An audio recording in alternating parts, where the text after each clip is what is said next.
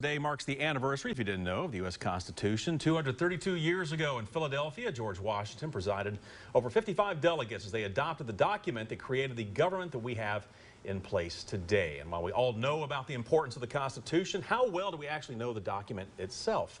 Here with more on this piece of American history, Stuart Harris, professor of constitutional law at Lincoln Memorial. Thanks a lot for coming in. My pleasure, Bo. Absolutely. So tell us about the Constitution. And what is it that, if someone who doesn't know a whole lot about it, you say, what's the one thing I need to take away from this? What is it? It's the very first time in all of human history that people came together and reasoned their way to self-government rather than having it imposed by some tyrant. Yeah, exactly. The very first time.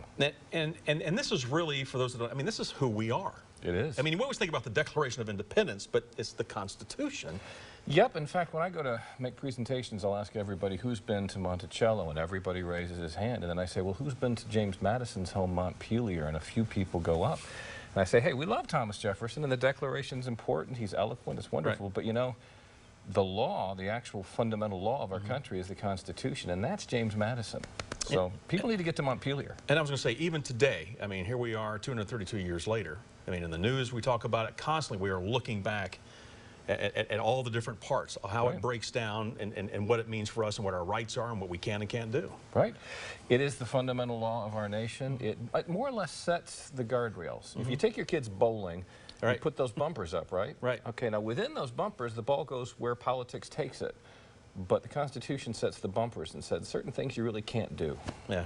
Talk about how difficult could it have been 232 years ago. Like you said, I mean, this wasn't anything that was imposed. We're going to sit down, we're going to come up with this. We're going to create this. I mean, I'll simply ask you how difficult it is for our current Congress to agree on anything. Well, there you go. Right, yeah. And these men, and they were 55 white guys, old white guys, property-owning white guys, they came from different parts of a very disparate nation. Back in those days, you thought of yourself as being a Virginian or a South Carolinian, and they had very different interests, and they had to compromise many, many times to get this done, and they did it. Yeah. So if you take one thing away from the Constitution, compromise is not a dirty word. Yeah, maybe it's something we can take away today. Maybe we should think about that a little bit, yeah.